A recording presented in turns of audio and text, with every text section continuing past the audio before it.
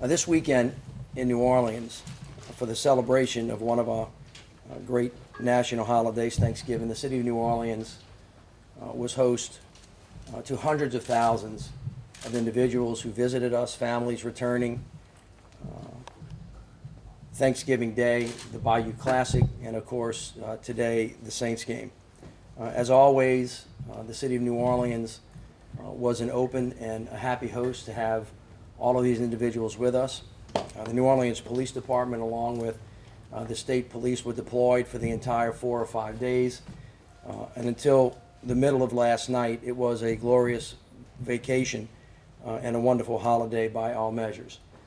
Unfortunately, at around 1:30 last night, a number of different individuals who had no personal responsibility, no regard for their lives or for the lives of other people, decided to get in an argument, which resulted in gunfire, the loss of the life of one young man from New Orleans who was 25 years old, a NOPD graduate with a promising future, and injured 9 others.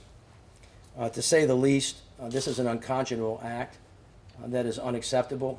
It continues to put an exclamation point on the death and destruction that gun violence has played on the streets of New Orleans, and I have said many, many times, it's almost impossible to understand.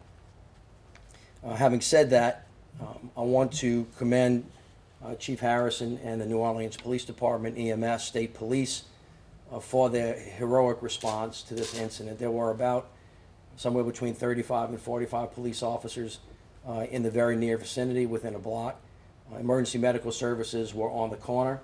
The response was immediate, it was aggressive, it was robust, and of course they transported the victims to LSU and to the University Medical Center, where they were met with another team of heroic first responders. I am told that there were 10 doctors and 20 nurses on duty, which converged on the emergency room, and as they have always done in difficult circumstances, they have done great work.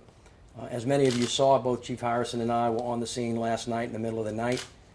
Since that time, we had the occasion to go to the hospital and visit with the family and friends of the victims, and in some instances, the victims themselves. Since last night, we have had the opportunity to talk to the governor. I have talked to both of the presidents of Grambling and Southern University. I've talked to, or had some people talk to the council members, as well as community and business leaders. I also had the occasion today, unfortunately, to speak to both the father and the mother of DeMontrus Tolliver, who was taken from us too early, a tragic death for what otherwise would have been a very, very promising life. And so I just want to say that our thoughts and prayers are with the victims and their families. And I want to assure the public that we are, as we always are, going to aggressively and proactively work to find anybody responsible for last night's shootings. I'll leave the details to the chief. But I know that this entire weekend, all of our first responders, the New Orleans Police Department, the state police, have been on the streets. They've made 11 arrests with people that have had guns. We are going to, as we always have, deployed all the necessary resources to bring these people to justice, because this is not the New Orleans way. It's completely unacceptable, not only for our city, but for the streets of all of America. So I want to thank the chief and his team for working on it. They're going to bring you up to date on where we are in the investigation, and we will stay in touch with you as more information develops. Thank you, Chief. Thank you, Mayor. So as you know, this is still a very aggressive, still very active, fast-moving investigation. Our detectives have been working throughout the morning to gather evidence, to speak to victims, speak to witnesses, to collect video surveillance available that may help us piece together what may have happened this morning. So while we have a lot of work to do, I wanted to be transparent about what we are doing, what we have been doing, and what we know right now. Just before 1:30 a.m., gunshots rang out in the 100 block of Bourbon Street. At the time, there were nearly 40-plus police officers in and around the area, between the intersection of Canal and Bourbon, Iberville and Bourbon, and certainly in the middle of the block, we had over 40 police officers, both New Orleans police and state police. They immediately responded on foot and on horseback to disperse the crowd and to assist the victims. A total of 10 victims, 8 males and 2 females, were injured in the incident. They ranged from ages 20 to 37. One of them, 25-year-old DeMontrus Tolliver, died from his injuries, and so our thoughts and prayers are with his family. Our officers, EMS workers, worked quickly to get the victims to the hospital to secure the scene. Detectives got right to work to find out what happened. So based on our initial investigation, this shooting appears to have stemmed from an argument between two males who are not from New Orleans, who actually met each other in the 100 block of Bourbon Street.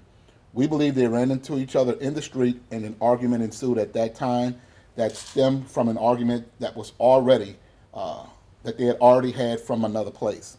At which point, the argument turned to a shootout. After that, they both fled the scene. We have been able to obtain what we believe to be strong information on who these suspects may be, and we're pursuing every lead at this moment. If and when we have information or video that we believe would be helpful to put out to the public to get their assistance, certainly we will do so. All of the victims and all of the witnesses we've spoken to have been very cooperative with detectives. We don't believe that any of the victims who were shot were the intended targets. You know, as the mayor said, he and I were at the hospital this morning meeting with the family members and some of the victims themselves. And as far as the status of the victims' conditions, 5 of the victims have been released from the hospital. 4 others still are being treated for their injuries. And at this time, the victims who remain in the hospital are expected to make a full recovery from their injuries. At the start of this weekend, I made it clear that we would not tolerate violent behavior, and we certainly would be on the lookout for anyone carrying illegal weapons, and we delivered on that.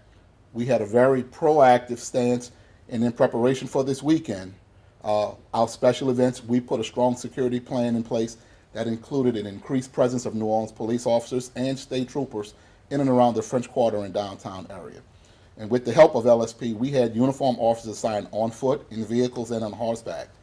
We also had officers in plain clothes and on proactive patrol. That led to 11 gun arrests over that 2-day period. We also added extra street lighting to make sure that the area was well lit so that our officers could be safe and that the people attending the French Quarter festivities could have a good time and feel safe. We made good on this promise. We told you we made those 11 arrests for guns in the French Quarter for people who are illegally carrying a firearm. These individuals, along with the suspects responsible for the shooting, they made a choice to endanger the lives of thousands of innocent residents and visitors who were in the area just having a good time. So this is a very active, robust investigation. We are continuing to work every angle very aggressively. So I'm confident that we will track down those responsible for this crime. We will hold them accountable for their actions and make sure that they are brought to justice. Questions? Chief, you said that there is we know that you guys had dozens of officers out there, robust, you did everything that you could, the plans as far as normal policing goes, but still 10 people are shot, one of the busiest weekends of the year here. Does it show that maybe those plans don't necessarily work in every situation? Well, what it shows is that these people, in spite of a large police presence with police being right there, this is to bear on their shoulders. They made this decision to take out this very cowardly, aggressively act to endanger the lives of our citizens and our visitors. And so this is the choice they made when they left home to carry those guns and bring them to the French Quarter and then to use those guns to attack each other and put other people in harm's way. So we had a very robust plan. Everything that we could do, we did. Everything that was supposed to happen actually happened. The members of NOPD and the state police, our EMS workers, all of our first responders responded quickly, and so everything that was designed to happen in the event of an emergency went according to plan. But this is the act of just brazen cowards who took these actions into those hands, and these are their choices, and now we have to make our choice to pursue them and hold them accountable.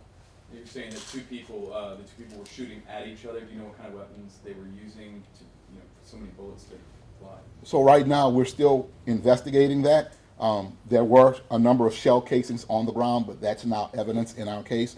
And so what we like to do is not present exactly what that was, but we can tell you that we have a number of shell casings on the ground. We have information that supports a shootout that happened at that location. Do we have an estimate of how many shots were fired? We do not. We do not. Now, for the 2 men you said that were not from New Orleans that may have started with the argument and escalated, are those the 2 people that you have in custody? They are not the 2 people we have in custody, so let's be clear. One of the victims was in possession of a firearm, was arrested for being in possession of a firearm. A second subject, who was not a victim, was arrested for being in possession, illegally carrying a firearm. However, this was the work of two individuals who were not victims and who are not in our custody at this time, who we believe committed the actual shootings. So you know that they were from out of town. Do you know their identities? I guess what's happening now to try and capture this? So we have leads. We're working with all of our partners, our state partners with the state police and the Fusion Center.